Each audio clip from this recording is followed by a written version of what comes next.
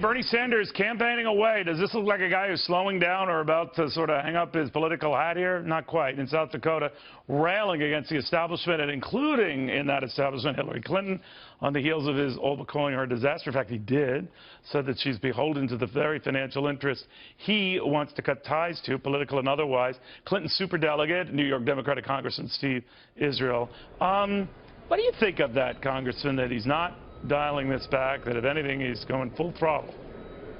Well, look, that's his obligation, Neil. You know, he said that in a fundraising email.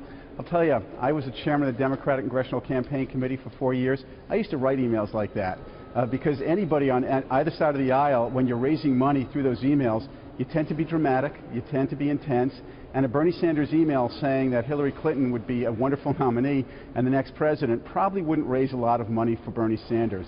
What counts is this: she still has nearly 3 million more popular votes than he does. She has nearly 300 delegates more than he does.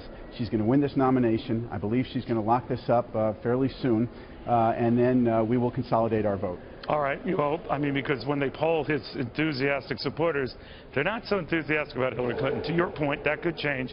But there's a lot of ill will from a lot of Sanders folks, including Bernie Sanders' wife, Jane, who was with me just last week, saying, you know, it is kind of a stacked system here, and there is a bias, I'm paraphrasing here, about Debbie Wasserman Schultz's treatment of our complaints when it comes to a system that seems to favor Hillary Clinton, and not just the superdelegates, but the apportionment of delegates even after a conventional win in New Hampshire, where he won by a landslide and had to end up splitting the delegates. They say it's happened time and again, and they're ticked, Congressman. How would you bring them back into the fold? How would you, since Debbie Wasserman Schultz probably could use some counseling on people skills here, how would you get them back in the fold? Well, I think we're going to have to remind them when the primary is over that this is a high-stakes election. Guys like me always say, you know, this is the most important election ever. This time it is. And for those people who You'll be saying that 4 years from now. Who are you kidding? Well, that's true. That's what we do. But this is going to be a close one, and every vote's going to count. That's the case we're going to make. All right. So when they say that they've been treated poorly or they've been treated with great bias, I agree with you. I cannot see them running to Donald Trump, although many have indicated they would. But they might sit it out, and they're about the only ones who account for any enthusiasm Democrats have seen. Are you worried that maybe unintentionally, maybe intentionally, the Democratic Party leadership is botching this? Neil, I have to tell you, honestly, we have work to do. We're going to have to make sure that we heal, that we unify, and the other side does as well. You have Jeb Bush saying he won't vote for Donald Trump.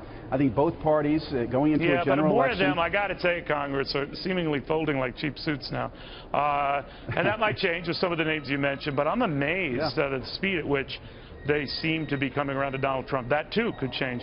But I agree with you. Do you worry that I think in the end, as you and I chat, it's all about passion in November.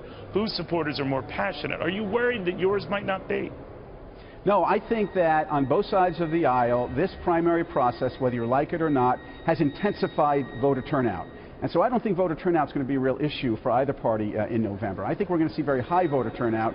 The issue is persuasion, and both parties are going to have to persuade not just their base, but the broader electorate. In the case of the Republicans, women and Latino voters, which is why the RNC did this post-mortem several years ago where they said we can't win a general election until we start appealing to a broader audience. That's what they're going to have to do. Hillary Clinton will do the same thing, appeal to a broader audience. And I promise you one thing, by the time we're in a general election environment, hardly anybody's going to be remembering specific rules and regulations and grievances that occurred during this primary climate. All right, we'll see. I'll bet you a burger on that, but I'll forget if I lose. All right, Congressman, always good having you. Thank you very much. Thank you, Neil.